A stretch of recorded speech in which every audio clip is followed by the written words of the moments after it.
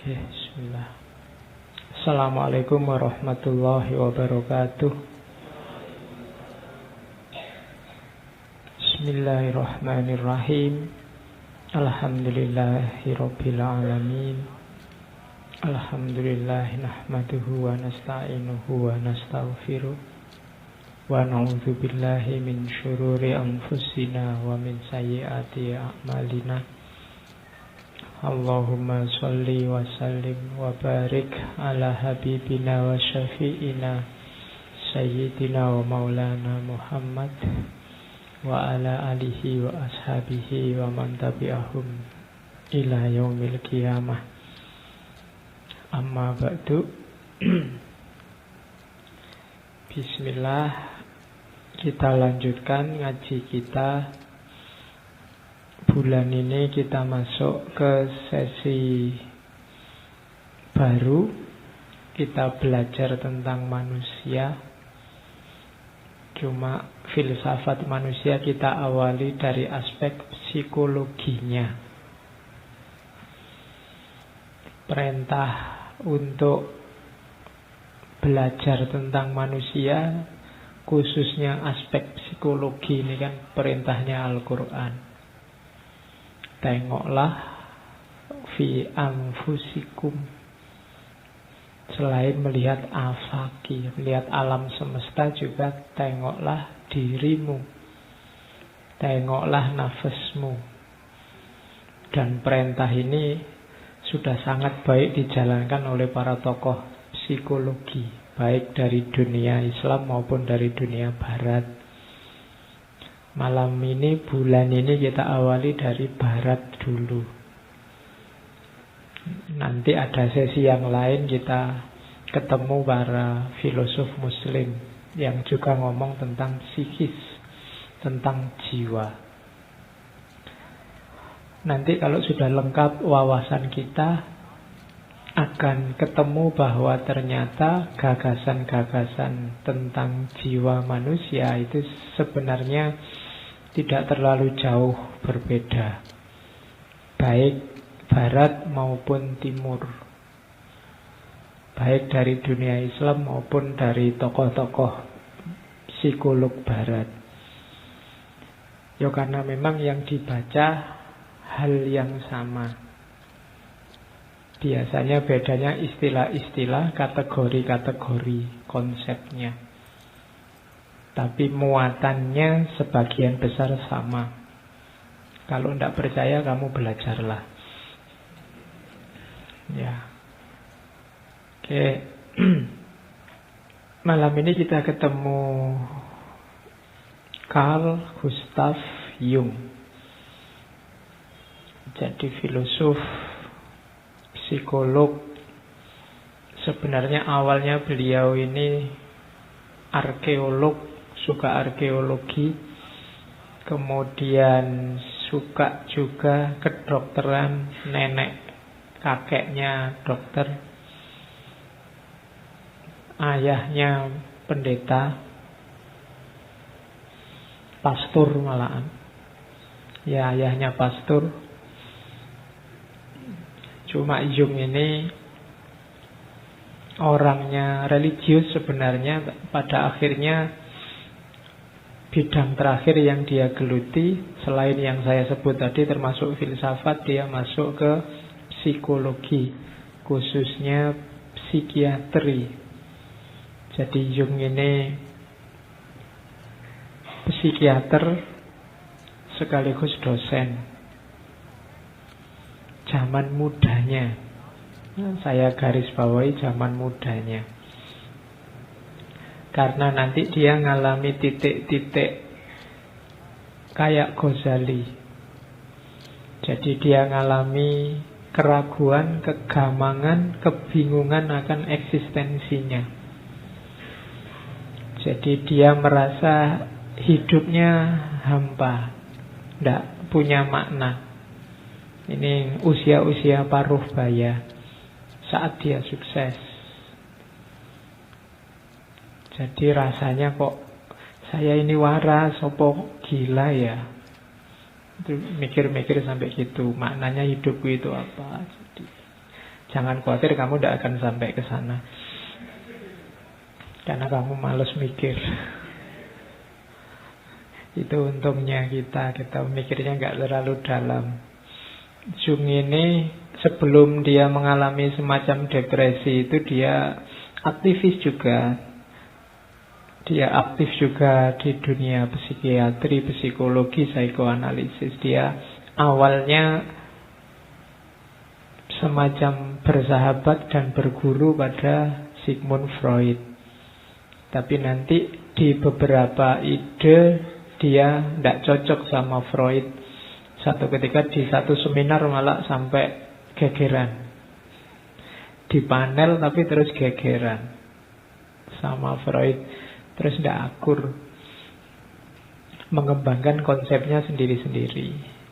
Ilmuwan itu kalau gegeran bagus karena lahir teori-teori baru. Tidak apa-apa. Kalau kamu kan kalau gegeran hasilnya ngerusak.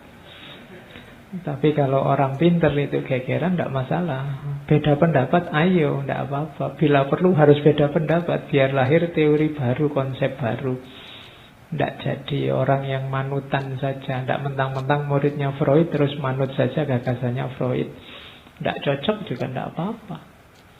Buktinya apa? Ya Jung ini dia nanti akhirnya punya banyak konsep yang bagi beberapa orang menyempurnakan teorinya Freud dalam dunia psikoanalisis. Oke. Mungkin watak suka bingungnya ini diwarisi dari ibunya. Ibunya, bapaknya pastor tapi ibunya kabarnya agak mengalami depresi. Jadi tidak pernah keluar dari kamar. Dan itu mungkin ada bekasnya. Karena Jung ini objek penelitiannya dirinya sendiri. Jadi dia membedah dirinya sendiri. Itu tadi yang saya bilang, bacalah dirimu. Oke, Jung ketemu Tuhan enggak? Katanya man arofa nafsahu arofa robahu. Iya. Jadi Jung ini salah satu psikolog yang percaya pada dunia spiritualitas. Dia percaya pada adanya Tuhan. Dia bahkan kalau ditanya, Jung kamu percaya Tuhan enggak? Enggak, saya enggak percaya, tapi saya tahu.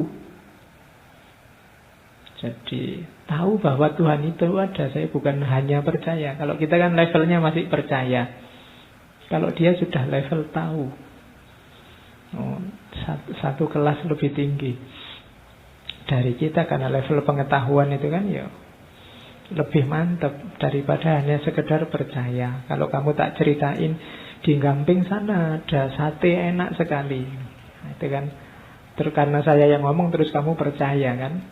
Tapi kalau kamu hanya saya omongi percaya kurang mantap. Kalau pengen mantap kamu ke sana tahu sendiri bahwa oh di sana memang ada sate enak. Selama ini kamu hanya percaya kalau Tuhan itu ada. Cuman tidak pernah kamu temui, jadi kamu tidak tahu. Dalam tanda petik.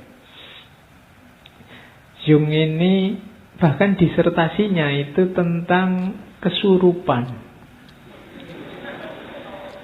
Iya, jadi fenomena orang kesurupan dari sisi psikologis. Nanti kamu cari disertasinya Jung itu untuk mengungkap bahwa ada timbunan-timbunan bawah sadar yang nanti keluarnya antara lain gejala psikis yang hari ini kita sebut kesurupan. Dan itu secara psikologis.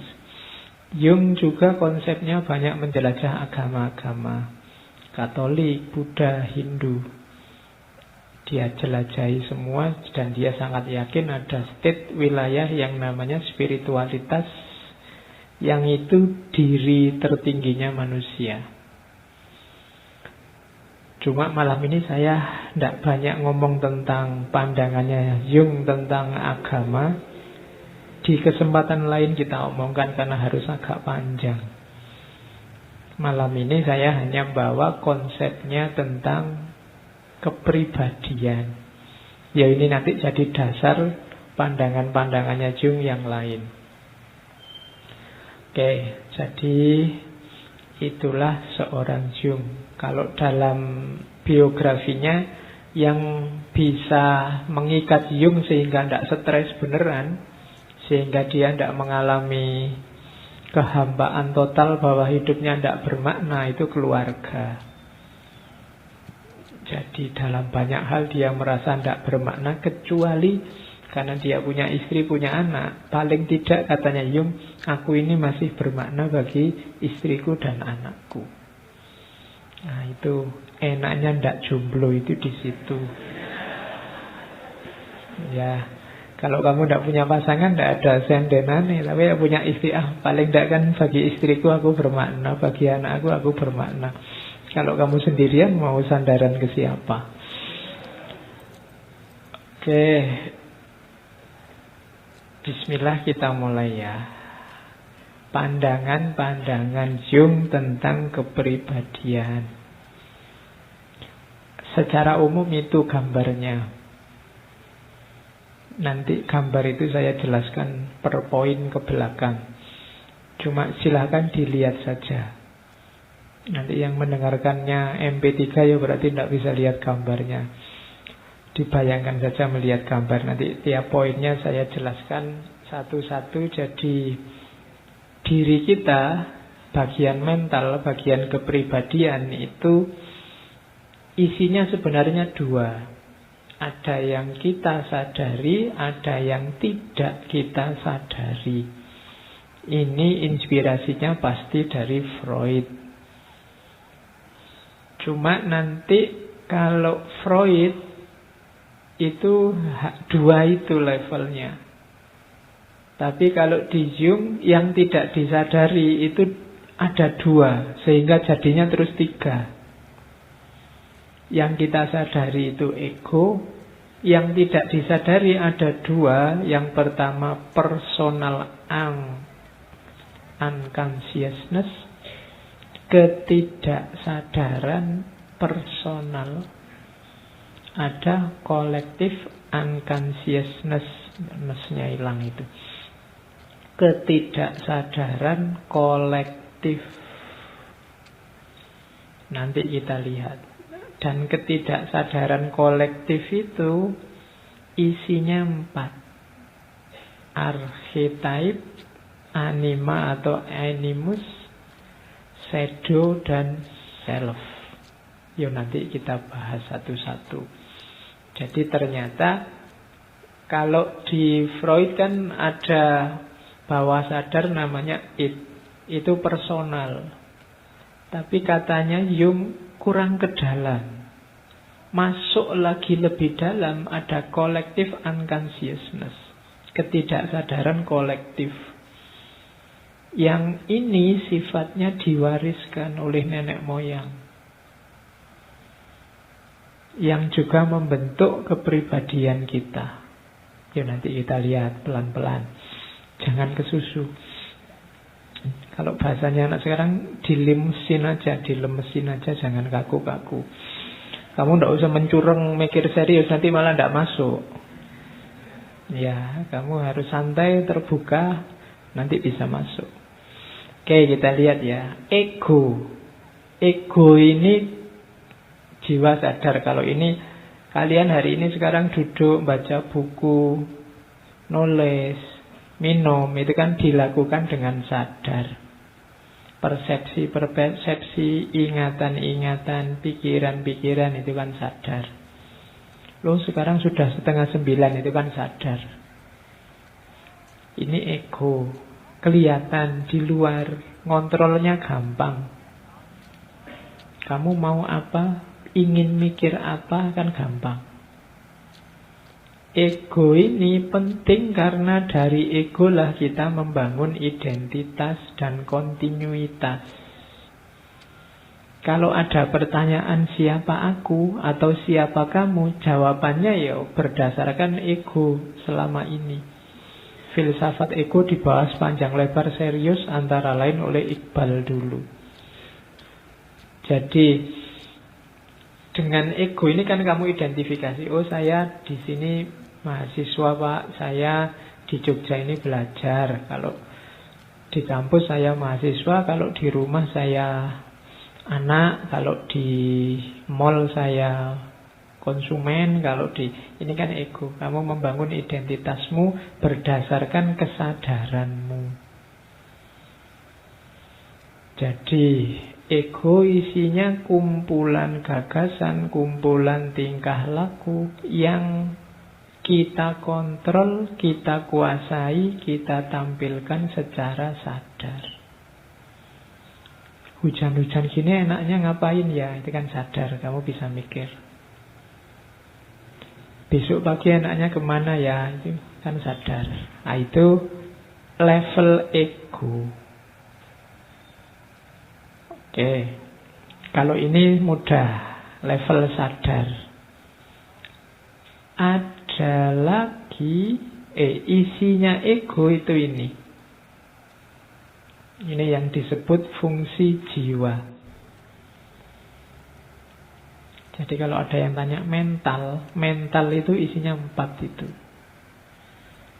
Jiwa kita aktivitasnya 4. Yang pertama sensing, yang kedua thinking, yang ketiga feeling, yang keempat intuiting. Sensing itu paling mudahnya dijelaskan mengindra dengan panca indera. Saya melihat kalian, ini sensing. Loh Pak, itu kan aktivitas fisik Pak, bukan aktivitas mental. Loh kalau fisik saja, mata saja, tidak ada daya melihat, tidak bisa kamu melihat. Telinga saja, tidak ada jiwa, tidak ada daya mendengar, tidak bisa kamu mendengar. Jadi itu fungsi jiwa. Jadi sensing itu gunanya apa? Panca indera itu gunanya apa? Mengalami, experiencing. Panca indera itu kan mata untuk melihat, telinga untuk mendengar, hidung untuk membau ya. Kadang-kadang kalau mahasiswa, kalau hidung untuk apa? Jawabannya hidung untuk mencium Pak, mesti gitu. Memangnya kalau kamu ciuman pakai hidung. Terus lidah untuk merasa. Ini juga kalau ditanya, loh merasa itu pakai hati apa pakai lidah? Oh enggak Pak, pakai mengecap. Loh yang mengecap itu mulut apa lidah? Terus kamu bingung dewe. Ya. Terus tangan untuk apa? Menyentuh apa meraba?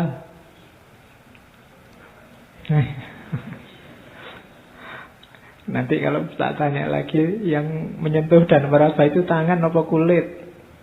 Bingung nah. Ternyata level itu aja kita masih bingung. Itu panca indera paling simple. Gunanya apa? Mengalami, experiencing. Jadi ketika kalian mengalami, terus kan di situ muncul pengetahuan. Ada daya-daya yang terlibat sehingga muncul pengetahuan dari pengalaman itu. Itu yang pertama, sensing. Yang kedua, thinking. Kalau ini simple. Kalian sudah paham apa itu berpikir. Selama kesadaranmu masih ada, masih jalan, sensing, thinking, feeling, intuiting itu otomatis jalan. Thinking itu berpikir, wah ini mumpung tidak hujan, enaknya pakai kaos saja, nanti mungkin sumuk. Nah itu thinking.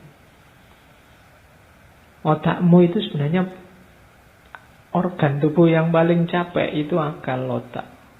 Tidak pernah kamu berhenti selama kamu sadar. Kamu begitu masuk ke tadi sampai gerbang nonton, oh sudah banyak yang datang. Itu kan ini pikiran. Terus kamu parkir begitu masuk, minumnya belum ada. Itu kan juga pikiran. Kamu masuk lagi, nyari tempat yang enak, yang bisa senden. Itu pikiran juga. Ini tidak pernah istirahat. Begitu kamu sadar bangun, pikiranmu itu jalan terus. Makanya levelnya level kesadaran. Jadi itu dua aktivitas utama. Yang ketiga, feeling. Feeling ini hubungannya sama rasa. Jadi, evaluating experience itu feeling. Misalnya, tehnya panas. Awalnya sensing. Kamu simpulkan panas itu thinking. Rasa panas itu feeling. Nah, hasilnya apa? Intuiting. Kalau intuiting itu pengetahuan, pemahaman yang muncul tanpa sensing, thinking, feeling. Jadi tiba-tiba muncul di kepalamu apa saat kamu sadar, itu intuiting. Tidak ada angin, tidak ada hujan, tiba-tiba, wah ini kalau ada gorengan enak ini. Muncul tiba-tiba ide gorengan, itu semacam intuiting. Kok enggak tadi-tadi biar bisa beli di luar, di sini baru ngomong gorengan. Nah itu intuiting. Jadi aktivitas pengalaman hidup yang tidak melibatkan sensing, thinking, dan feeling itu biasanya intuiting. Orang kadang menyebutnya intuisi.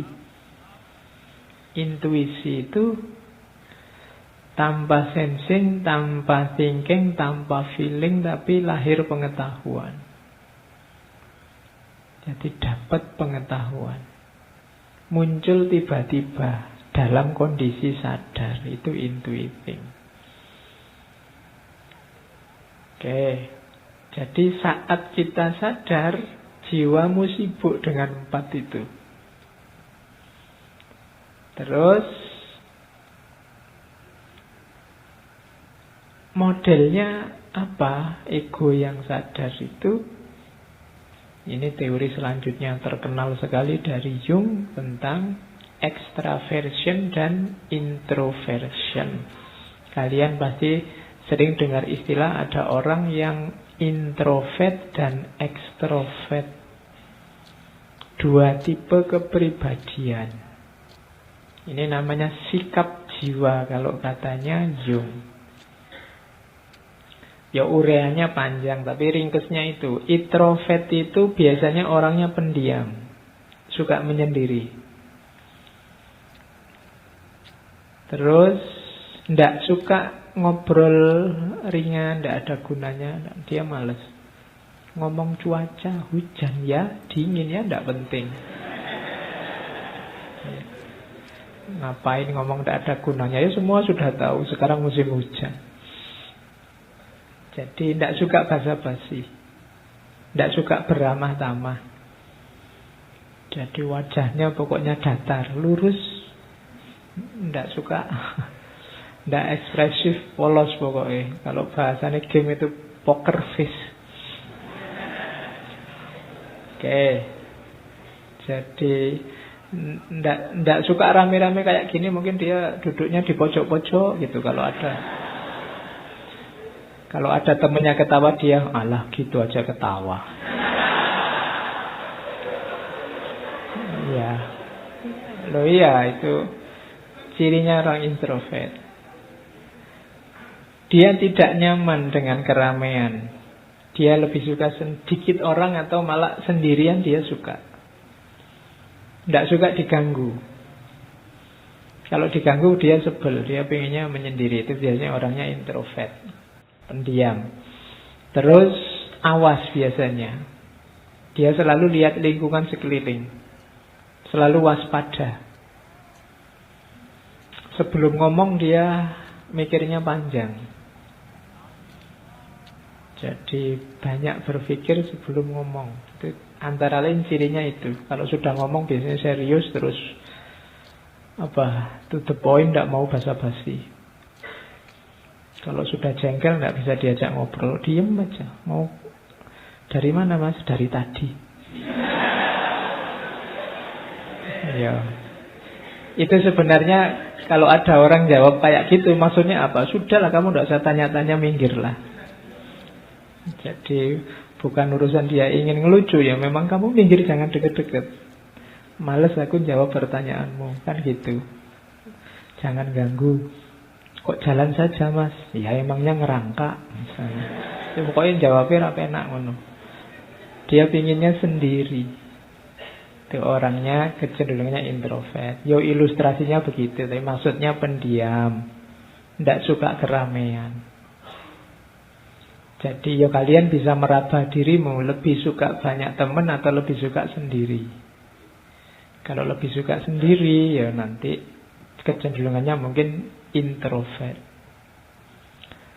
Ada kebalikannya ekstrovert. Kalau ekstrovert ini suka rame, selalu antusias, semangat, wow, suka sosialisasi, berinteraksi, bergaul mudah. Kalau ngomong kadang tidak dipikir spontan. Yang penting rame. Kalau dia ada terus jadi rame, pandai mencairkan suasana. Terus suka caper. Ya, orang suka keramaian, suka bareng-bareng itu kan biar orang mendekat ke dia terus, makanya dia suka cari perhatian. Karena dia menyukai popularitas. Biasanya kelihatan pede, sigap. Selalu dikelilingi banyak orang karena memang dia ingin bareng banyak orang. Ini biasanya orang ekstrovert. Jadi kepribadian yang keluar. Kalau introvert kepribadian yang ke dalam. Jadi mungkin rame di dalam dirinya. Kalau ekstrovert itu rame dalam dirinya dikeluarkan. Ya setiap orang sebenarnya punya kadar tertentu, cuma ada dominannya. Kalian kecenderungannya suka yang mana? Ekstrovert atau introvert, itu sikap jiwa. Ya tinggal kalian hitung dalam sehari-hari itu kalian lebih banyak dan lebih suka bergaul rame dengan orang apa menyendiri.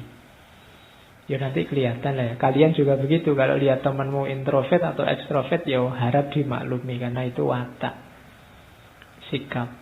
Yang introvert dipaksa banyak omong susah.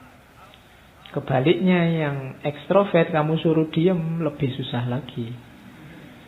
Dia pinginnya rame. Nanti ada apa-apa dikomentari, ada apa-apa rame. Itu ekstrovert.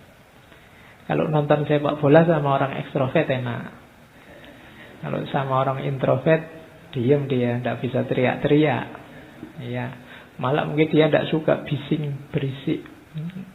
Tidak mungkin dia diajak nonton konser musik rock misalnya, tidak bisa dia. Ya, oke. Jadi itu tipe orang yang sadar tentang dirinya mungkin bisa nanti mengembangkan diri. Yo ini bukan harga mati. Bisa dibiasakan, bisa dilatih, itu nanti namanya pengembangan diri. Tapi punya karakter dasar introvert atau ekstrovert. Terus, nah itu tadi yang sadar.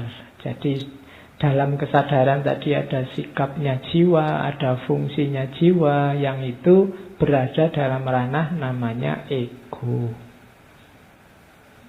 Kalau yang sadar saya kira mudah dipahami. Sekarang kita masuk ke yang tidak disadari. Uniknya dunia ketidaksadaran ini, kita juga tidak sadar bahwa ketidaksadaran ini banyak nyetir wilayah sadar. Banyak mempengaruhi wilayah sadar. Cuma kita tidak sadar, wong memang namanya ketidaksadaran. Ayo, kalimatnya bulat. Jadi ketidaksadaran kita tentang banyak. Ketidaksadaran itu bukan berarti tidak punya atau tidak ada. Ada sesuatunya. Cuma kita tidak tahu. Karena kita tidak tahu, tidak kita munculkan, dia tidak hadir dalam kesadaran. Tapi dia ikut nyetir kesadaran kita. Yang tampil di ego tadi kan gampang kelihatan di luar. Kalau ini tidak kelihatan. Yang pertama namanya personal unconsciousness, ketidaksadaran personal. Ini isinya antara lain pengalaman-pengalaman dulu waktu ngalami disadari, tapi terus direpresi, dilupakan, disingkirkan, diabaikan. Jangan salah, meskipun kamu cueki, pengalaman itu terekam dalam dirimu. Mungkin menurutmu tidak penting atau memalukan atau apa lagi, tidak terlalu serius, jadi kamu anggap sambil lalu saja. Tapi itu jiwamu merekam. Tidak kok Pak, saya sudah lupa. Loh ya kamu tidak tahu saja. Dia jadi koleksi ketidaksadaranmu. Yang ini diam-diam nyetir dunia sadarmu. Nah ini yang makanya katanya Jung itu hati-hati. Nanti katanya Jung banyak hal yang tidak sadar nyetir kita, terus kita kaget dengan hasilnya. Dan itulah selama ini katanya Jung yang kita sebut takdir. Tapi itu sebenarnya bukan sesuatu yang tiba-tiba datang kayak sulap takdir itu, tapi kamu tidak sadar ada yang mengarahkan sejak bawah sadarmu. Oke, saya tadi ujian jawabnya ngawur loh Pak. Tapi ternyata katanya dosennya benar Pak. Jadi saya lulus akhirnya. Padahal saya ngarang loh. Jangan-jangan kamu tidak ngarang. Tapi ada koleksi bawah sadar yang kamu tidak ngerti bahwa kamu tahu. Terus kamu nulis saja sak senengmu, yang penting ono jawabannya. Kok yang dilalah pas. Nah itu koleksi bawah sadar. Kamu merasa dirimu itu orangnya sabar loh. Tiba-tiba begitu marah, orang sak kos-kosan bubar semua. Misalnya. Kamu tidak mengira bisa begitu. Saya kok gitu ya? Apa memang sudah takdirnya saya kayak gini ini? Ditakdirkan Allah sekarang bisa marah? Tidak. Koleksi-koleksi itu sudah ada. Cuma kamu tidak sadar saja. Selama ini tutur katamu lembut. Tapi begitu tidak suka sama orang, caci makimu ngalah-ngalahi yang biasanya miso. Padahal dari mana kamu dapat kosakata itu? Itu pasti dari bawah sadarmu. Saya tidak pernah ngapalin kata-kata pisuan Pak. Tidak, mungkin kamu baca WA teman-temanmu maki-maki, baca Instagram ada orang maki-maki. Yuk, terus kamu lupa, alah ini maki-maki, ini jelek. Loh, tapi tadi kan sudah kamu baca. Kosakatanya sudah nempel dalam dirimu. Ya memang kamu buang, tapi dia tidak hilang, dia masuk ke bawah sadar. Jadi begitu kamu marah, kontrol terhadap wilayah sadar hilang, tampil dia ke atas. Keluarlah caci maki dari mulutmu. Personal unconsciousness. Nah, dalam wilayah tidak sadar ini ada namanya kompleks. Kompleks bukan tempatnya kos-kosan atau tempatnya kontrakan ya. Jadi kompleks itu kelompok gagasan, kelompok persepsi, kelompok pikiran yang kita tidak sadar bahwa itu terstruktur, yang membentuk kesadaran kita. Jadi contohnya begini kompleks itu. Coba ya. Kompleks itu organized group of thought. Misalnya pandanganmu tentang ibu. Ibu itu kamu di kepalamu masing-masing ada pemahaman tentang apa dan siapa itu ibu. Tapi kamu tidak sadar bahwa pemahamanmu tentang ibu itu banyak sekali unsurnya. Dia sangat kompleks. Ibu itu bisa sumbernya dari ibumu sendiri. Atau ibunya orang lain yang kamu pernah berinteraksi dengan mereka. Bisa juga kamu sendiri yang kebetulan pengalaman jadi ibu. Yang perempuan ya, bukan laki-laki. Nanti kalau laki-laki jadi ibu nanti lucu. Terus mungkin bacaanmu tentang ibu, atau mungkin pengalamanmu dulu waktu kecil diasuh oleh ibu. Ini sumbernya banyak. Yang ini kemudian menstruktur jadi satu. Secara tidak kamu sadari muncul kesanmu, pandanganmu tentang ibu. Mungkin yang ibunya kayak zaman dulu ya, ibu tiri, kejam, jahat, kamu dipukuli. Loh, itu nanti pandangannya tentang ibu beda dengan ibu-ibu yang baik. Dari mana itu? Ya dari kompleks ini. Hal yang sama terjadi dengan pandanganmu tentang dosen, pandanganmu tentang tokoh A atau tokoh B, atau partai A atau partai B. Itu seolah kamu, ini saya mikir sendiri Pak, ngalami sendiri secara rasional dari pengalaman sensing, thinking. Enggak. Bawah sadarmu mainnya juga banyak, cuma kamu enggak tahu. Entah kamu punya pengalaman apa, mungkin kamu membaca apa, atau kamu lihat orang lain mengalami apa, yang sekarang kamu lupa, tapi dia menstruktur di bawah sadarmu. Itulah namanya kompleks. Kalau ini ketidaksadaran individual. Ini yang mirip kalau di Freud namanya id. Kan ada id, ego, dan super ego. Jadi ID, id. Jadi dia tidak kelihatan tapi menentukan. Jangan dikira begitu kamu baca buku, Pak, saya itu kan sering mahasiswa ngeluh itu, saya baca buku Pak, tapi begitu saya tutup, lupa semua saya. Loh, dia hilang di wilayah egomu, tapi dia mungkin terekam di bawah sadarmu. Dia ikut menentukan wilayah sadar, cuma kamu tidak sadar. Oke. Terus. Nah, wilayah kedua tadi. Kalau yang awal-awal tadi, mulai ego sampai wilayah ketidaksadaran personal, bisa diulang rekaman ketika kita ngaji tentang Sigmund Freud. Yang original dari Jung ini collective unconsciousness, ketidaksadaran kolektif. Ini wilayahnya lebih dalam lagi dibandingkan ketidaksadaran personal. Katanya Jung, ini mungkin ada pengaruh ajaran-ajaran agama tertentu mungkin, bahwa begitu kita lahir, kita ini bukan papan kosong. Kita mewarisi apa? Hal-hal, ingatan-ingatan. Mungkin dulu nenek moyang kita punya cita-cita apa, punya keinginan apa, punya harapan apa, punya semangat untuk ngapain. Yang semacam ini nanti bisa diwariskan dari generasi ke generasi, akumulatif.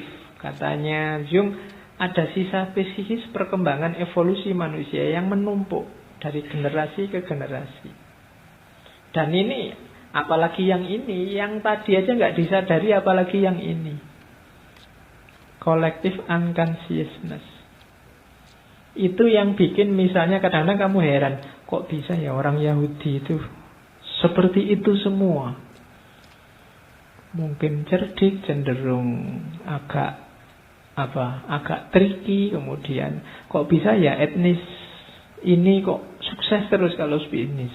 Kok bisa ya? Itu ada warisan-warisan dari nenek moyangnya. Otomatis begitu. Kadang-kadang kamu usaha mati-matian, gak sukses-sukses. Tapi dari etnis itu temenmu cepet banget. Cuma ngapain aja terus jadi kaya. Itu ada collective unconsciousness. Jadi dia otomatis dia mewarisi itu dari nenek moyangnya. Jadi diwariskan dari kakek nenekmu. Tadi ada orang introvert, ada orang ekstrovert, itu bisa dilacak ke belakang dulu-dulunya. Kemungkinan kakek nenek moyangnya kecenderungannya seperti itu juga. Ya meskipun tidak harga mati, tapi ini nyetir kepribadianmu. Makanya ada, kalau orang Jawa itu cenderung lembut, cenderung tidak mau so, cenderung melunak. Sementara etnis tertentu biasanya lebih suka keras, lebih suka tegas, lebih suka. Itu warisan genetik. Saya pernah baca buku itu, bahkan batin, sikap batin itu berpengaruh pada DNA seseorang. Yang itu bisa diwariskan. Misalnya dulu kakekmu pacaran terus patah hati. Ya. Karena patah hati terus sumpek terus, kakekmu itu hidupnya murung, terbayang-bayang pacarnya terus meskipun kawin sama orang lain. Nah, kemurungan ini biasanya kan kalau ditinggal itu sangat dalam kan ya, diingat terus itu. Ini bisa mempengaruhi struktur DNA-nya. Dan ini bisa diwariskan. Ketika punya cucu, punya anak, itu kemungkinan anaknya punya watak pemurung yang sama, meskipun belum diputus pacarnya. Hidupnya jadinya nggak ceria. Kenapa? Warisan DNA. Ada buku yang bahas bagaimana DNA itu bisa dibangkitkan, bisa diwariskan, bisa dimanipulasi. DNA ini kan warisan, struktur. Jadi kalau kamu cengenges-cengenges, apa kamu ngamukan, apa kamu itu coba dicek ke atas. Ya, kira-kira mewarisi DNA yang mana? Dan ini berpengaruh itu kalau katanya Jung, struktur otak, ras tertentu. Jadi ketidaksadaran kolektif ini hati-hati. Kalau dia dominan, orangnya kadang-kadang bisa terjebak. Kalau sakit jiwa namanya fobia, delusi. Kalian kan nggak tahu ujungnya kemana, tiba-tiba kok saya kok fobia ya sama ketinggian. Tidak ada peristiwa awalannya di mana. Saya juga nggak pernah naik gunung, nggak pernah naik roller coaster apa-apa. Kok aku fobia ketinggian? Itu bisa jadi warisan, collective unconsciousness. Jadi ini nyetir kita. Kalau kita tidak sadar dan ini dominan, kita agak kayak orang sakit jiwa. Makanya tadi kalau di Jung, ketidaksadaran personal atau kolektif ini harus kita hati-hati dan kita kelola dengan baik. Kalau tidak, ini membanjir keluar tanpa terkontrol, ya kita bisa terkena beberapa penyakit jiwa. Jadi orang-orang di pinggir jalan yang sakit jiwa itu antara lain ya gejalanya ini. Kita ngomong apa, dia ngomong apa. Karena dia tidak bisa lagi mengontrol wilayah kesadarannya. Bawah sadarnya membanjir keluar. Terus isinya apa sih ketidaksadaran kolektif itu? Yang pertama apa? Arketipe. Arketipe itu semacam tipe ideal. Atau kalau bahasa Plato ya idea. Tipe ideal itu jenis ketidaksadaran kolektif. Setiap orang, setiap generasi manusia secara tidak sadar kolektif punya archetype, punya arketipe. Misalnya tipe ideal itu kan misalnya ayah yang baik, atau manusia yang kuat, atau orang tua yang bijaksana, atau anak-anak yang ceria. Itu kan kamu semua punya tipe ideal. Itulah namanya archetype. Yang ini biasanya jadi kiblat, jadi rujukan. Tapi ya karena sifatnya tidak sadar, kita tidak tahu. Itu dicontohkan oleh Jung. Misalnya nenek moyang kita dulu setiap hari melihat matahari terbit. Kemudian memahami betapa pentingnya matahari. Lama-lama muncul dalam ketidaksadaran kolektif tentang powerfulnya matahari, pentingnya matahari, dia kuat, berkuasa, memberi cahaya. Wujudnya nanti jadi dewa matahari. Manusia ideal nanti kan munculnya kan superhero itu archetype-nya. Orangnya kuat, pinter, cerdas, suka menolong, membantu orang lain tanpa pamrih. Itu kan mirip. Di barat ada Superman, di kita punya Gatot Kaca. Mirip-mirip aja kan. Ya cuma bajunya aja yang beda. Sini pakai baju gaya Jawa, sana pakai gaya barat yang celana dalamnya di luar itu. Tapi kan dia kuat apa saja, ditembak tidak mempan, yang sini dipanah tidak mempan, tulangnya kayak baja, otot kawat, balung wesi, kan gitu. Sama, itu archetype, itu mimpi kolektif masyarakat tentang sosok ideal. Filosof ideal, kamu kan juga punya gambaran, pokoknya kalau orang bijaksana kayak filosof itu biasanya sudah agak tua, syukur-syukur jenggoten. Kemudian kan gitu bayanganmu. Ada namanya arketipe. Ini ada di ketidaksadaran kolektif. Jadi ini kita tidak sadar tapi nyetir orientasi tindakan kita. Kita ingin seperti ini. Itu arketipe, ide-ide universal. Oke. Isi pertama itu. Isi kedua, persona. Ini yang di bahasa Indonesia sering persona itu diterjemahkan kepribadian. Tapi sebenarnya tidak. Persona itu dari bahasa Latin artinya topeng. Jadi topeng yang dipakai waktu pertunjukan teater, itu persona.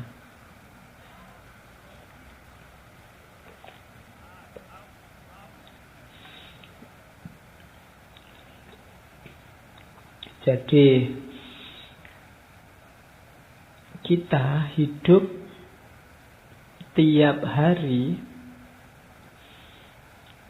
mau atau tidak, itu kan pakai topeng.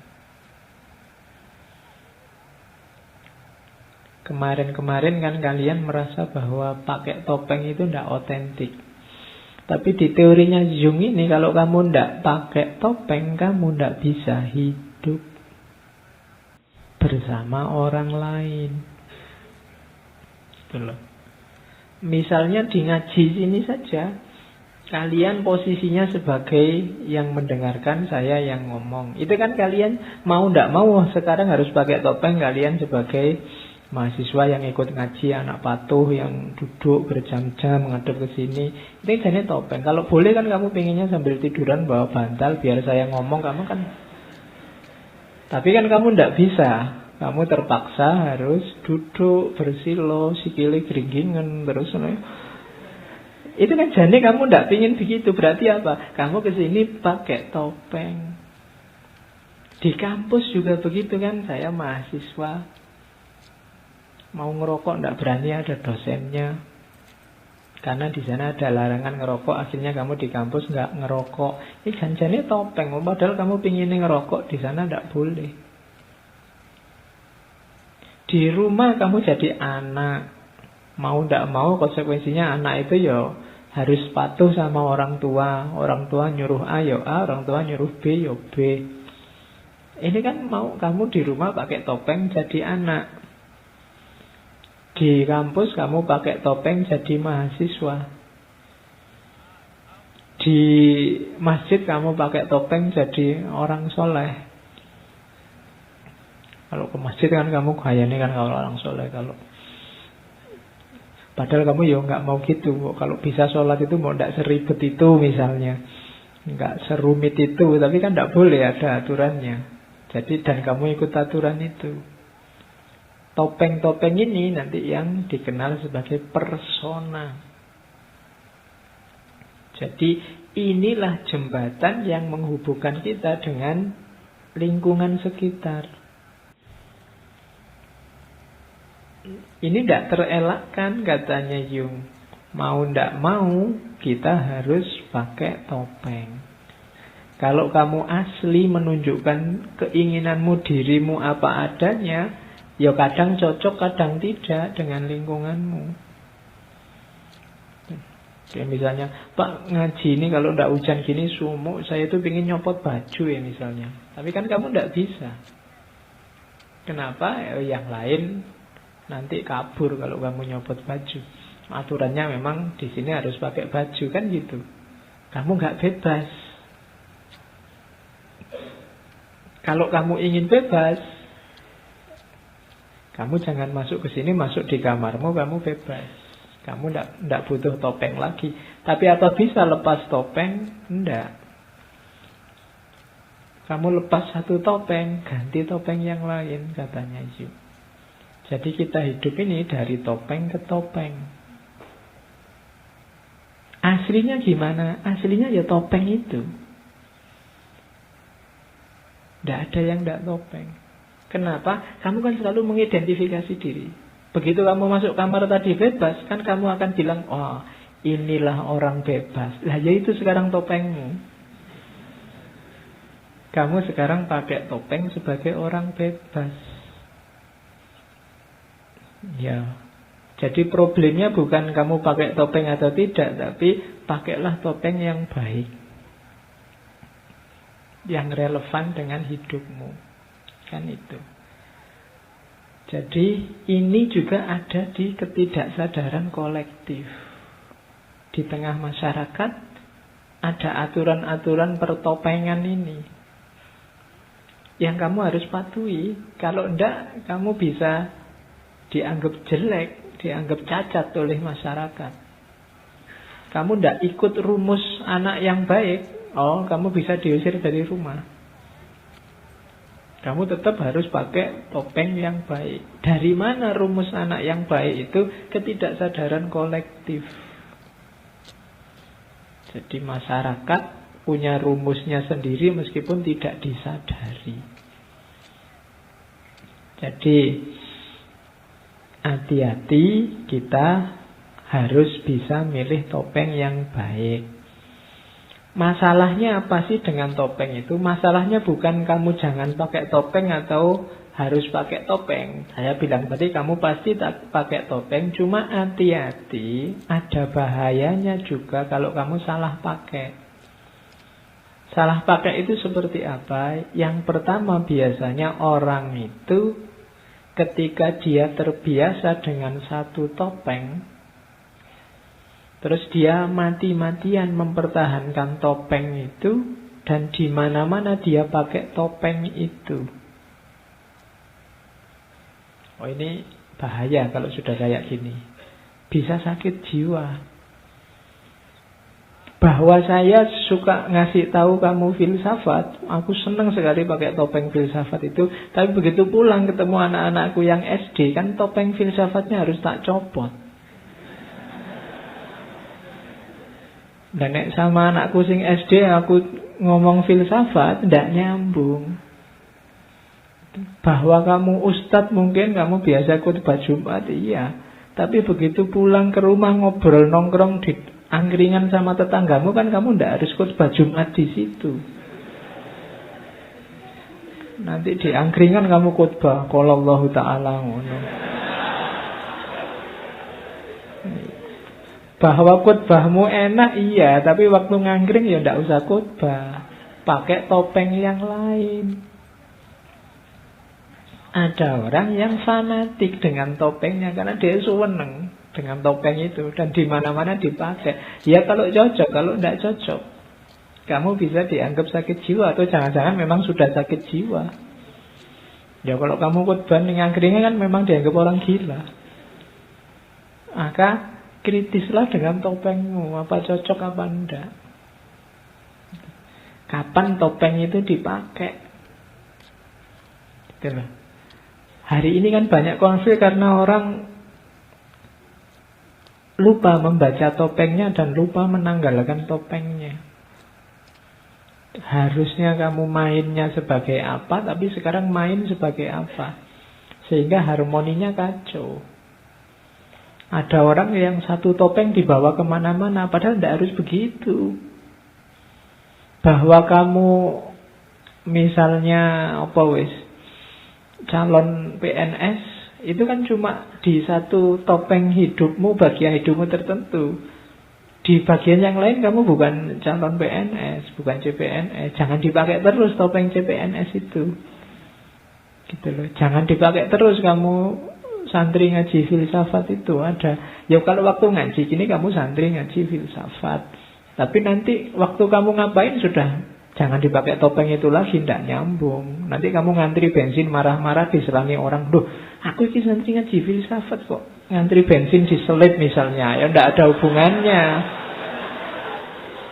Gitu. Ya.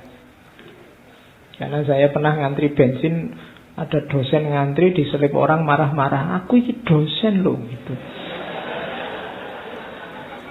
Jadi enggak salah topeng. Kalau di kelas waktu ngajar enggak apa-apa, aku itu dosen, topengnya pas. Jadi hati-hati, ada masalah persona, yaitu topeng kita cocok apa enggak. Begitu topeng kita enggak cocok dengan arenanya, dengan panggungnya, ya kita ada gejala sakit jiwa. Terus yang kedua adalah ada bahayanya lagi ketika kita sadar bahwa kita perlu topeng-topeng. Pada akhirnya terus kita sangat ketakutan atau sangat peduli dengan pendapat orang tentang topeng kita. Ini juga bisa bahaya. Jadi memunculkan fobia, memunculkan orang, kamu selalu takut dengan penilaian orang lain terhadap dirimu. Kita selalu sibuk maunya orang lain apa, masyarakatku inginnya apa, dan kamu ikuti. Sehingga akhirnya kamu sendiri tidak punya keinginan. Kamu tenggelam di tengah masyarakat. Hidupmu hanya sibuk memenuhi tuntutan maunya orang lain.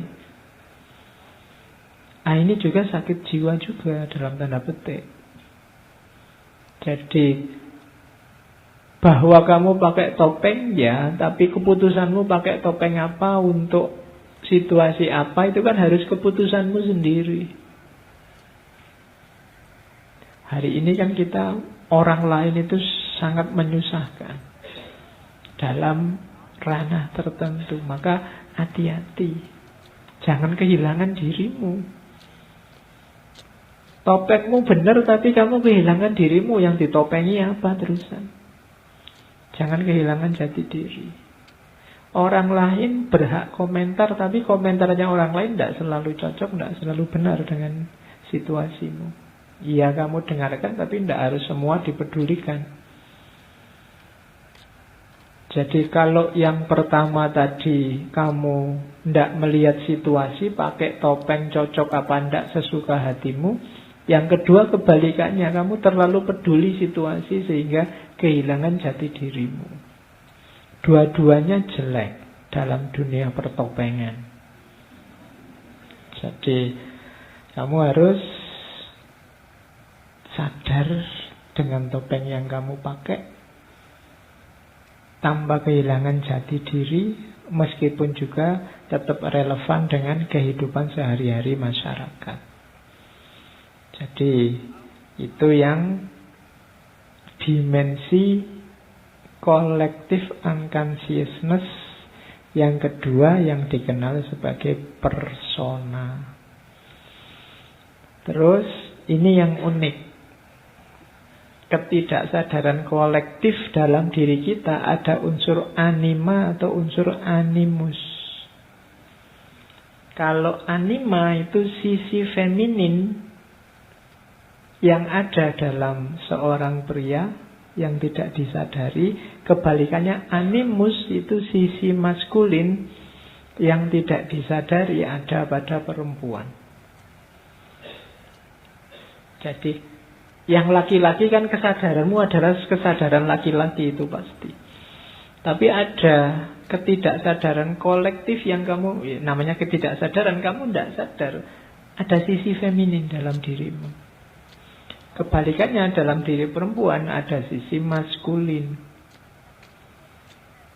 Ini nanti yang jadi pemicu. Misalnya kalian punya tipe cewek ideal yang laki-laki, atau yang perempuan punya tipe cowok ideal. Itu pasti dasarnya adalah, kalau yang cewek sisi maskulin dalam dirinya, kalau yang cowok sisi feminin dalam dirinya. Ya meskipun ada unsur-unsur kimiawinya, kromosomnya, macam-macam, tapi ini pengalaman kan ini tadi ketidaksadaran kolektif ini kan diwariskan. Jadi ketidaksadaran kolektif yang diwariskan ini, ya sisi feminin dan maskulin tadi itu ya diwariskan juga. Makanya coba kalian perhatikan ya, tipenya orang barat kayak gimana, tipenya orang timur kayak gimana, itu diwariskan. Kadang-kadang kalian heran, bule cakep-cakep sukanya kok kayak gitu ya misalnya. Kadang-kadang kan begitu. Itu tipe yang diwariskan juga. Jadi ada sisi feminin sama sisi maskulin. Makanya orang kalau nikah itu kan nyari soulmate yang cocok, sesuai yang dia idealkan. Yang miliknya pria namanya anima. Ketidaksadarannya di perempuan namanya animus. Jadi dalam dirimu ada. Ya nanti kalau ketidaksadarannya yang laki-laki kok isinya bukan feminin tapi maskulin, itu nanti yang keluarnya agak aneh. Kebalikannya nanti kamu yang cowok nyari cowok nanti. Ya. Tipe idealmu kayak gimana? Cowok. Ya wes. Susah lagi. Ya. Jadi, dan ini sifatnya juga diwariskan. Saya pernah baca novel dari tentang kehidupan di Afrika itu. Orang-orang sana itu yang laki-laki mengidealkan perempuan yang kulitnya hitam dan mengkilat. Kemudian yang bibirnya tebal. Jadi kan yang besar itu, radial. Anti-slave. Terus rambutnya keriting-keriting kecil-kecil. Itu kan kebalikanmu. Mereka kalau lihat orang kulitnya putih misalnya, terus bibirnya merah, itu mereka tidak suka, jijik.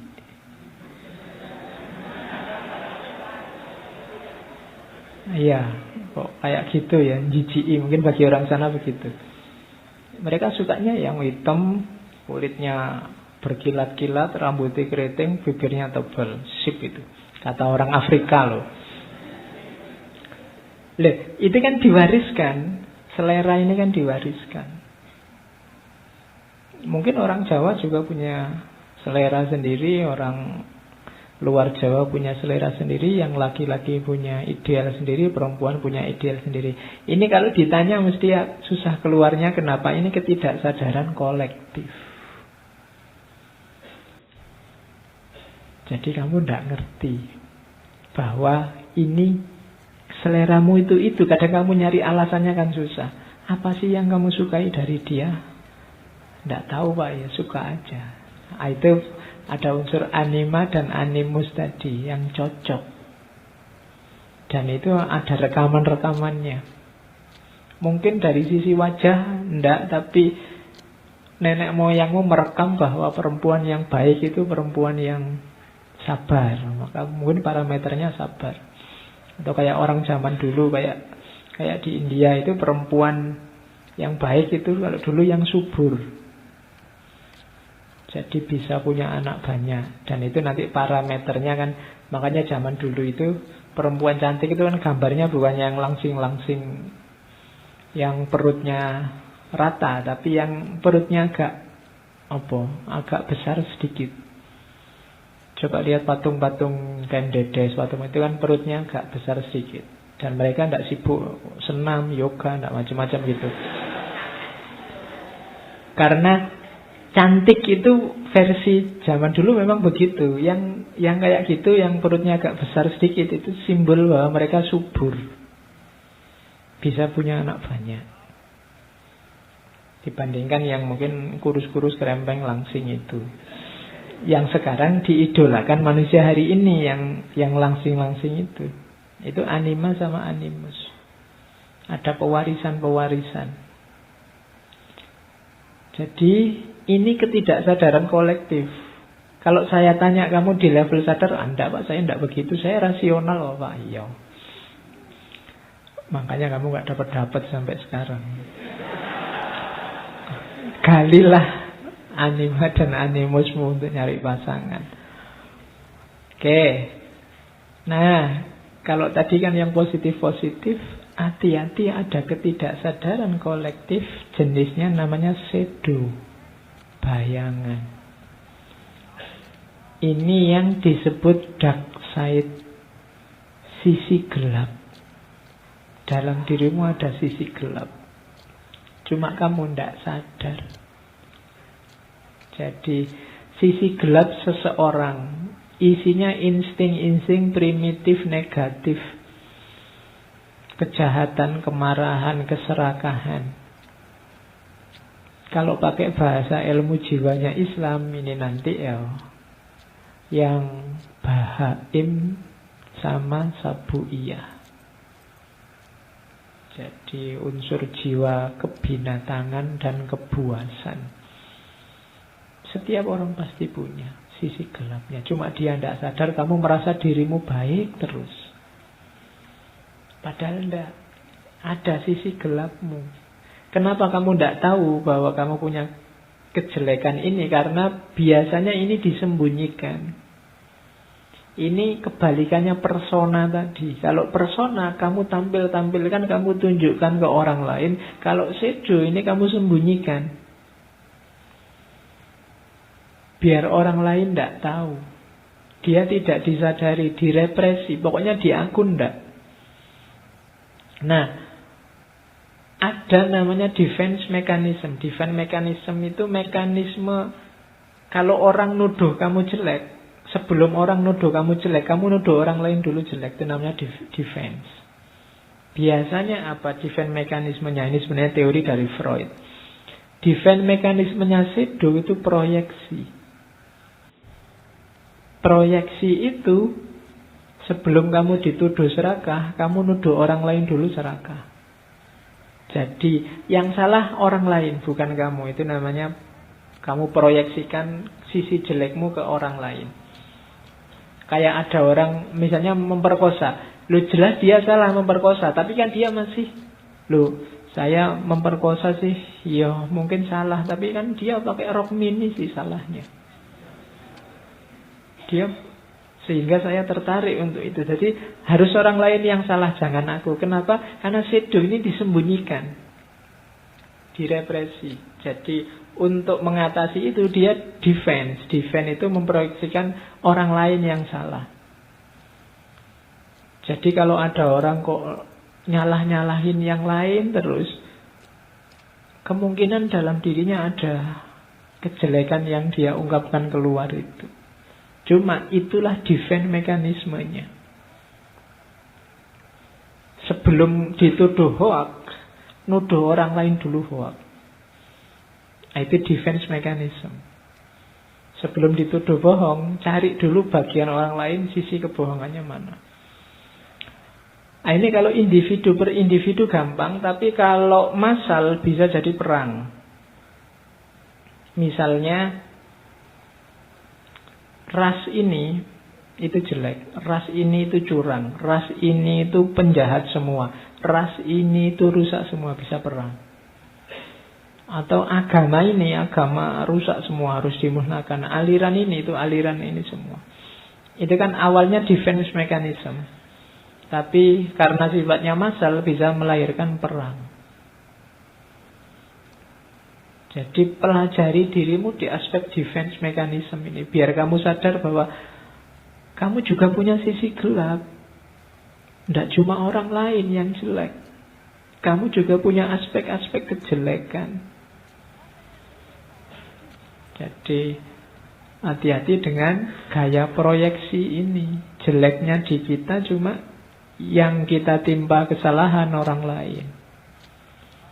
Kenapa kamu tidak tahu bahwa kamu jelek? Karena ini levelnya memang ketidaksadaran kolektif. Jadi ada unsur shadow tadi, bayangan. Kita sembunyikan biar tidak kelihatan. Kita tampilkan persona yang baik ke tengah masyarakat. Padahal di balik itu ada kejelekan-kejelekan, kejahatan-kejahatan kita. Sebelum itu diungkap, kita proyeksikan kejahatan itu ke orang lain. Oke. Ini kan logikanya kayak daripada kita yang diteliti, mending kita yang neliti. Daripada kita yang dimaki, mending kita yang maki. Kalau tidak dibunuh, kalau nggak membunuh, kita yang dibunuh. Jadi mending kita membunuh saja. Nah, itu defense mechanism. Ini shadow. Jadi ayo masuk ke dalam, lihat dalam dirimu ternyata unsurnya macam-macam. Tidak sesederhana yang kamu bayangkan. Nah, keutuhan jiwa tadi semuanya nanti namanya self.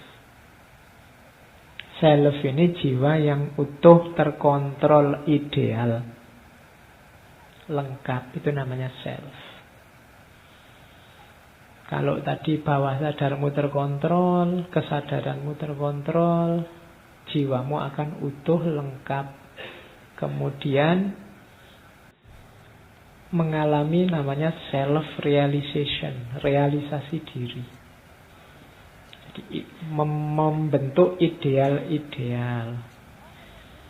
Nah, proses menuju self yang ideal tadi namanya individuasi. Proses menuju individu yang lengkap namanya perkembangan kepribadian. Realisasi diri. Jadi pahami dirimu. Dirimu ternyata punya potensi macam-macam dan banyak. Wujudkan itu. Itu membentuk pribadi yang utuh. Namanya self. Prosesnya namanya individuasi. Saya agak cepat ya. Terus tahapnya, ada tahap anak-anak, ada tahap remaja, ada tahap paruh baya, ada tahap tua. Ini sebenarnya ada batas umurnya. Tapi kadang-kadang ada orang yang sudah tua masih bergaya anak-anak, belum mateng, atau ada yang masih anak-anak kok rodok mateng. Nah, yang pertama childhood ini anak-anak. Anak-anak ini potensinya masih utuh, cuma kesadarannya rendah. Biasanya kalau levelnya masih anak-anak, kepribadiannya diarahkan untuk hal-hal yang menjamin dia bisa hidup. Latihan survive, itu anak kecil, makan, seneng-seneng urusannya. Kalau pemuda, saya tidak tahu kalian masuk pemuda apa sudah tua. Kalau pemuda itu kesadarannya sudah penuh. Cuma penghayatannya yang belum. Yang dilakukan masih adaptasi terhadap kehidupan sosial. Insting-insting dasar kehidupannya mulai utuh. Semangat, gairah, dan impulsif itu sama, bergairah. Mulai belajar untuk hidup yang sebenarnya, itu anak muda. Harusnya begitu. Saya tidak tahu apa ada anak muda yang tidak bergairah, tidak bersemangat, tidak impulsif. Tapi sebenarnya pasti begitu. Kok ada yang malas Pak? Ya enggak, itu bersemangat untuk malas berarti. Ya. Saya sedang semangat sekali Pak untuk malas. Ya wis. Enggak apa-apa. Itu cirinya anak muda. Terus yang paruh baya, middle life itu penuh kesadaran ya 35 sampai 40 lah. Makanya tadi saya tanya, jangan-jangan ada yang sudah 35 meskipun masih jomblo. Nah, dia sudah masuk paruh baya. Biasanya puncak-puncaknya ada di middle life ini. Cuma kalau itu grafik, middle life ini grafik yang setelah puncak terus turun. Sampai akhirnya berakhir di old age, tua. Jadi belajar filsafat itu paling mantap ada di middle life. Itu biasanya orang sudah kurang ekstrovert. Ekstrovertnya sudah mulai berkurang, kebijaksanaan, kecerdasannya mulai utuh. Kemudian mulai komitmen-komitmen nilainya mulai dalam. Kecenderungannya mulai filosofis, spiritual, itu mudah masuk. Ini orang-orang middle life. Kalau sudah tua, sudah tingkat kesadarannya turun. Meskipun kualitasnya mungkin masih puncak, tapi tingkat kesadarannya turun, ya fisiknya juga sudah turun. Ini tahap-tahap perkembangan kepribadian, prosesnya tidak bisa diulang. Maka manfaatkanlah tahap-tahap hidupmu secara maksimal dan optimal. Karena tidak bisa dibalik. Nah, menjadi pribadi yang utuh tadi ada kalanya progresi, ada kalanya progresi. Itu semakin baik, kamu semakin baik, semakin menguasai dirimu, semakin bagus. Ada kalanya regresi. Kalau regresi itu kamu ingin baik tapi terhalang. Ingin jadi orang bijaksana tapi terhalang. Itu nanti yang terjadi regresi, mundur dulu sebentar. Biasanya cuma sebentar, tapi terus maju lagi, berkembang lagi. Jadi kepribadian itu berkembang terus. Orang itu semakin matang kepribadiannya. Kamu sadari atau tidak. Cuma ada yang berkembangnya cepat, ada yang berkembangnya lambat. Kenapa lambat? Banyak halangan. Macam-macam, mungkin halangan kamu serba pragmatis hari ini, halangan cari uang, halangan. Nah, itu kan halangan untuk kematangan kepribadianmu. Mungkin lingkunganmu nggak mendukung. Pingin bijaksana kaya filosof ning yo koncone celelekan kabeh misalnya. Yo kamu sudah dalil-dalil nyari quote yang bagus-bagus cuma dicengengesi tok karo kancamu. Ya, itu kan kamu tidak jadi bijaksana akhirnya kan, kamu cuma diketawain tok. Begitu kamu ngomong quote filsafat, paling diketawa, ya Allah, mbok filsafat rek, mesti gitu. Kamu akhirnya regresi, nggak jadi progresi. Bisa. Sudah niat pengen jadi orang soleh, berangkat ke masjid, terus temenmu sweet, wah gitu terus. Akhirnya tidak jadi, regresi kembali lagi. Kan bisa begitu. Tapi ada yang cepat, lingkungannya mendukung. Bisa begitu. Jadi ada perkembangan jiwa itu progresi dan regresi. Nah, ini ada ketika kamu gagal menguasai ketidaksadaran tadi, bisa lahir namanya psikopatologi, penyakit jiwa. Yang pertama namanya psikosis. Psikosis ini ketika orang tidak mampu menghadapi lingkungan sekitarnya. Jadi dia tidak bisa membaca realitas, tidak bisa nyambung dengan kenyataan. Itu nanti isinya misalnya delusi, halusinasi. Dia termasuk orang gila, itu orang dia wilayah sadarnya kalah. Hidupnya kayak orang berfantasi terus. Nah, itu namanya psikosis. Kebalikannya psikosis itu neurosis. Kalau neurosis, dirinya yang kalah oleh lingkungan sekitarnya. Jadi keinginan-keinginannya semua dikalahkan oleh situasi sekelilingnya. Itu namanya neurosis. Ada ketidakseimbangan. Jadi misalnya fobia, depresi itu kan kalah oleh lingkungan sekitarnya. Jadi ada orang yang tidak bisa menghadapi lingkungannya, ada orang yang kalah oleh lingkungannya. Dua-duanya termasuk jenis sakit jiwa. Itu butuh psikiater berarti. Nah, di antara yang dilakukan oleh psikiater, gaya psikoanalisis sama kayak Freud adalah yang digarap antara lain mimpi.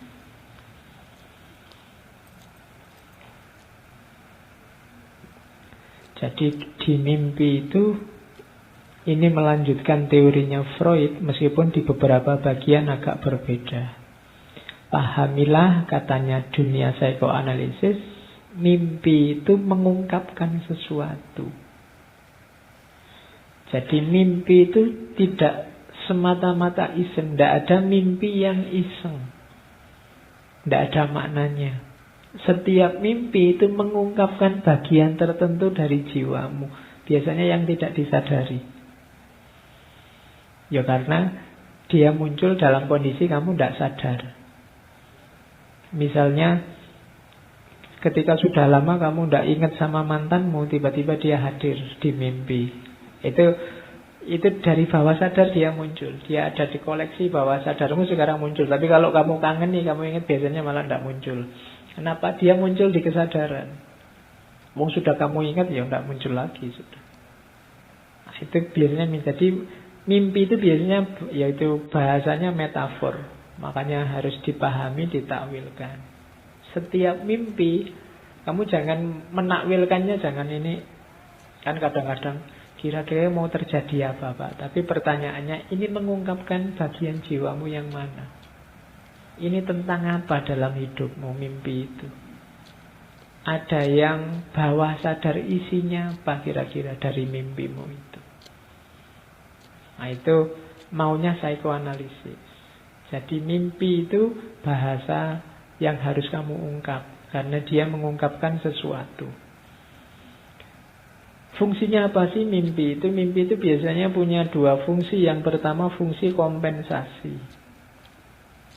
Fungsi kompensasi itu dia mengoreksi bias-bias dalam pikiran sadar. Kita berpikir itu kadang-kadang ada banyak keliru-kelirunya, cacat celahnya, bias-biasnya yang kita tidak sadar. Ini biasanya terus diluruskan lewat mimpi. Atau sifatnya retrospektif. Retrospektif itu tentang masa lalu, pengalaman kemarin. Atau prospektif. Prospektif itu visi untuk masa depan. Kemudian cara menginterpretasinya, sambungkan dengan sejarah masa kecil, hubungkan dengan kompleks-kompleks tadi. Kan saya bilang tadi yang contohnya ibu tadi. Itu namanya free association. Jadi hubungkan dengan asosiasi bebasnya. Yang kedua, luaskan. Luaskan itu, kalau tadi yang free associasi kan orangnya, kalau diluaskan lihat lingkungannya. Jadi kalau kalian tiba-tiba ada orang depresi, stres, tanya, saya kok mimpi ini ya, itu bisa kalian masuk ke asosiasi-asosiasi sejarah hidupnya waktu kecil atau lingkungan sekelilingnya. Cuma ini saya menjelaskannya sangat cepat karena butuh teknik tersendiri biar kalian nggak nyoba nanti keliru-keliru. Jadi ada tekniknya untuk psikoanalisis. Yang kuliah psikologi pasti nanti belajar teknik untuk mengobati jiwa lewat mengungkap makna mimpi. Ini ada teorinya sendiri. Oke. Ini yang unik dari teorinya Carl Jung ada sinkronisitas. Sinkronisitas itu kebetulan yang bermakna. Hidup kita itu banyak diwarnai oleh yang menurut kita kebetulan. Tapi sebenarnya tidak. Itu tadi yang saya bilang, Jung itu agak masuk ke ranah spiritual. Jadi misalnya kamu pas lagi bokek-bokeknya, tiba-tiba ada temanmu, aku baru dapat rezeki nih, tak bagi sedekah. Itu kan kayak kebetulan. Tapi sebenarnya enggak. Itu fenomena yang disebut sinkronisitas. Jadi sebenarnya ada sekuennya, cuma kita enggak paham. Kenapa kok itu terjadi? Enak-enak jalan-jalan di mall, ketemu mantan misalnya. Itu kan kayak kebetulan.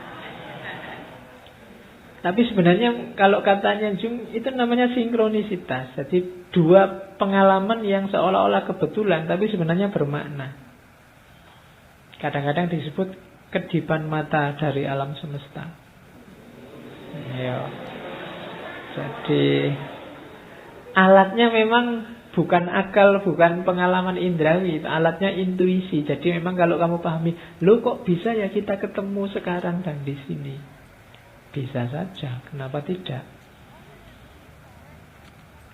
Jadi katanya Jung, sinkronisitas adalah realitas yang bisa kamu pahami, hanya bisa dipahami orang yang mau memahami, punya mata untuk melihatnya. Itu namanya sinkronisitas. Jadi tidak ada yang kebetulan.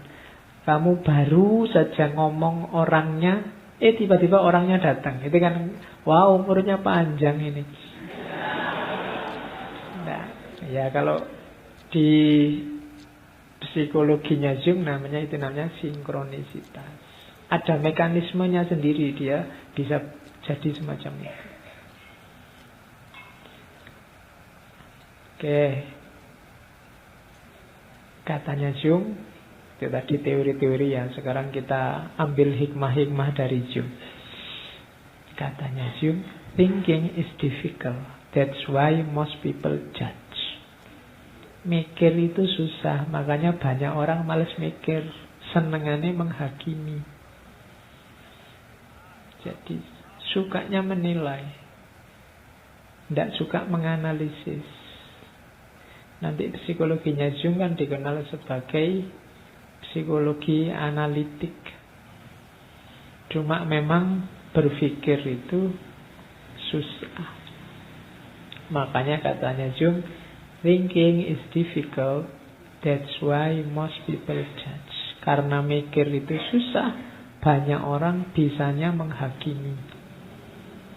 Ini kita ingat-ingat ya. Kok tiba-tiba kita suka menghakimi orang lain, menilai orang lain? Jangan-jangan kita sudah mulai malas mikir. Terus, your vision will become clear only when you can look into your own head. Visimu akan terang, akan jelas kalau kamu melihat ke dalam. Who looks outside dream, who look inside awakes. Orang yang selalu melihat keluar hanya menghasilkan mimpi-mimpi. Tapi orang yang melihat ke dalam, dia akan bangun, terbangkitkan. Kenapa? Dia sadar tentang dirinya. Makanya kalau kalian selalu nyari parameter keluar, nyari sandaran keluar, melihat keluar, membaca keluar, biasanya hasilnya mimpi-mimpi. Kamu ingin ini, ingin itu, punya target ini, punya target itu. Mimpi itu kan tidak sadar. Tapi kalau kamu masuk ke dalam, yang terjadi kebalikannya, kamu akan bangun. Kamu akan ngerti siapa kamu, apa tugasmu, apa yang harus kamu lakukan dan apa yang jangan kamu lakukan. Maka who look outside dream, who look inside awakes. Siapa yang melihat keluar akan bermimpi, dan siapa yang melihat ke dalam akan terbangun. Kalau ini nasihat untuk orang-orang pintar, orang-orang berbakat, orang-orang istimewa. Dan kalian semua adalah orang istimewa. Tidak ada orang yang tidak istimewa. If you are a gifted person, it doesn't mean that you gain something. It means you have something to give back. Kalau engkau orang yang berbakat, dikarunia Allah untuk jadi orang yang punya banyak potensi besar, itu maksudnya bukan kamu memperoleh sesuatu, tapi maksudnya adalah kamu harus memberikan sesuatu. Jadi kalau kamu punya kelebihan apapun, keistimewaan apapun, itu membacanya jangan hanya bahwa itu anugerah, tapi itu juga tanggung jawab. Kamu harus memberikan sesuatu. Tidak hanya bahwa kamu adalah orang yang istimewa, tapi kamu adalah orang yang punya tanggung jawab dibandingkan orang lain yang tidak mendapat anugerah seistimewa dirimu. Jadi itu maunya Jung. I am not what happened to me, I am what I choose to become. Jadi kamu ingin jadi apa? Pilihlah. Target mulai sekarang, bentuk mulai sekarang. Jadi tidak usah galau dengan yang terjadi hari ini. Pak, kalau saya kayak sekarang hidupnya kayak gini, apa bisa saya nanti jadi orang besar? Bisa. Karena you adalah what you choose to become. Kau adalah apa yang kau pilih untuk menjadi. Kamu ingin jadi apa? Bisa. Ingin ngerti filsafat, saya ingin mendalam sekali filsafat, bisa. Tapi saya baca satu buku aja sudah puyeng, Pak. Liu baca banyak buku aja. Iya, salahmu sendiri baca satu buku. Mending baca banyak buku, sama-sama puyengnya, tapi kan bacaanmu banyak. Kamu pasti bisa. Apa sih yang tidak bisa? Wong potensimu sama dengan yang diberikan pada orang-orang besar, filosof-filosof besar, ulama-ulama besar. Kamu punya waktu yang sama dengan mereka 24 jam.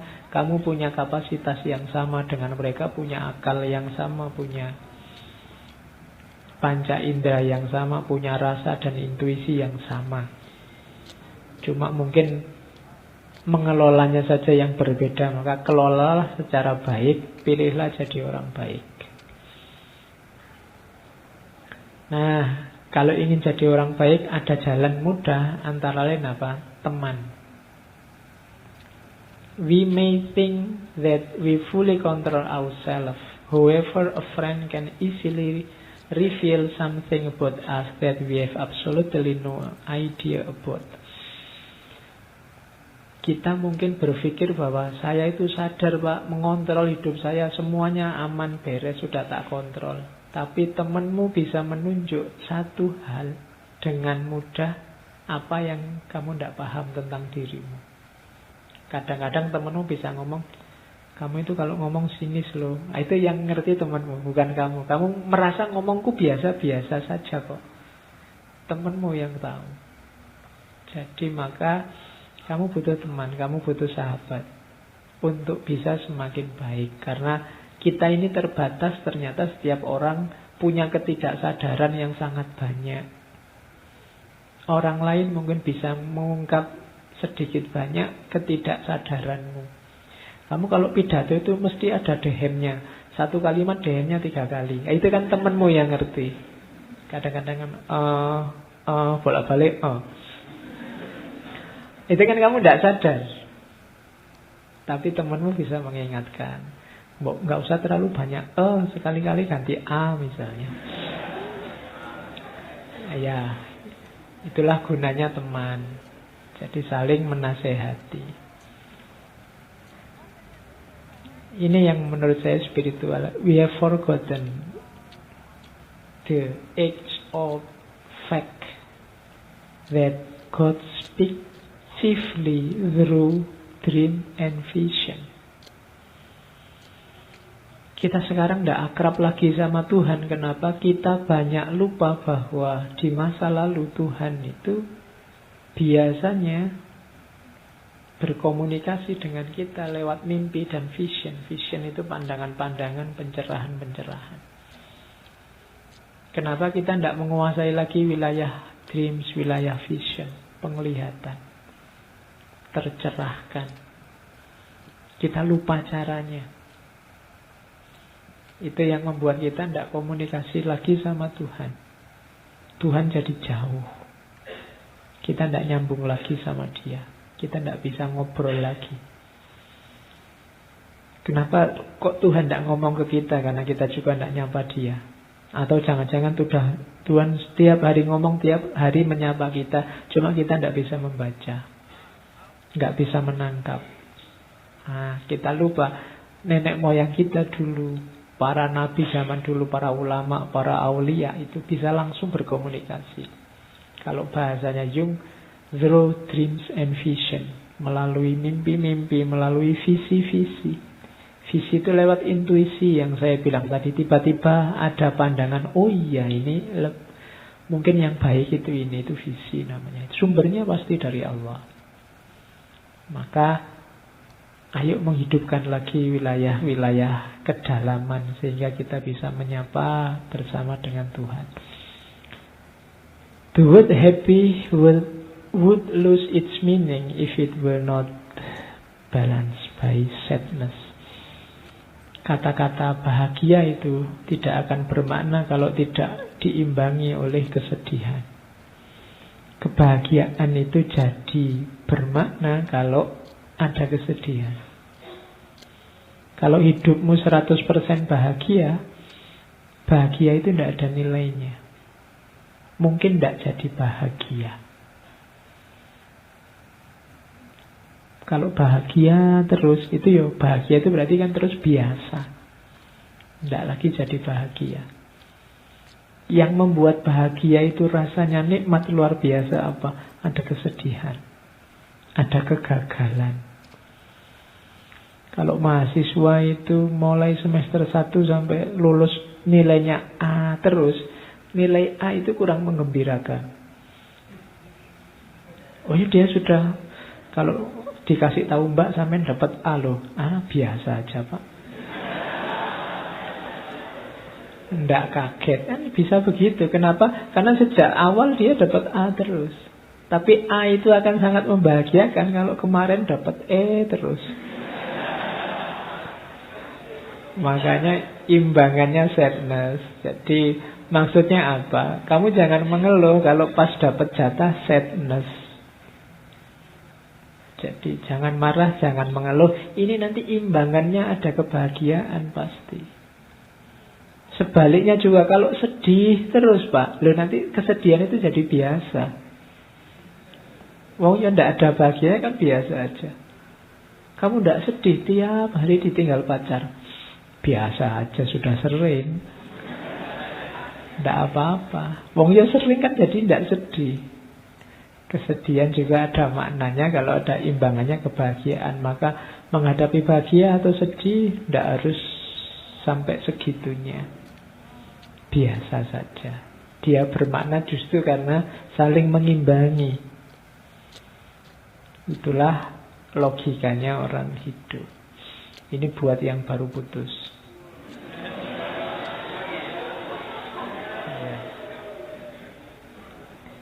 Katanya Jung, don't hold on to someone who is leaving, otherwise you won't meet the one who is coming. Ya, jadi jangan kamu pegangi terus orang yang sudah pergi, karena kalau tidak kamu tidak akan ketemu orang yang baru datang. Ya, jadi move on lah. Ya, kalau terbayang-bayang yang lama terus, jangan-jangan ada yang lebih baik datang, kamu tidak perhatian, nanti hilang eman-eman. Jadi akan ada yang datang yang baru. Cuma syaratnya kamu tidak terlalu kuat memegangi yang lama. Wong yang lama sudah pergi, kamu pegangi juga dia pergi. Carilah yang datang. Ini nasihat untuk yang baru putus. Terakhir, You are what you do, not what you say you will do. Jadi engkau adalah apa yang kamu lakukan, bukan kata-katamu tentang apa yang akan kamu lakukan. Jadi apa yang kamu lakukan yang lebih penting, bukan kata-katamu. Saya akan belajar, Pak. Saya akan taklukkan semuanya, Pak. Saya akan, tidak ada gunanya. Sudahlah, belajar aja. Itulah nanti yang membentuk dirimu, bukan kata-katamu. Jadi kuncinya ada di what you do, bukan what you say you will do. Bukan kata-katamu tadi, tindakanmu. Oke, saya kira itu. Carl Gustav Jung, sebenarnya masih sangat banyak teori dari beliau ini. Ya ini pancingan-pancingan saja. Monggo yang mau memperdalam atau kapan-kapan kita perdalam lagi.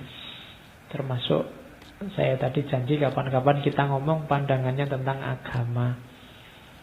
Pandangannya tentang agama lebih positif daripada gurunya Freud.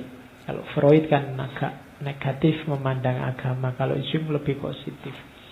Makanya Jung ini masuk dalam kajian-kajian psikologi agama. Cuma ya kapan-kapan. Oke, saya kira itu materi kita malam ini. Minggu depan kita ketemu Alport. Kalau Alport alirannya sudah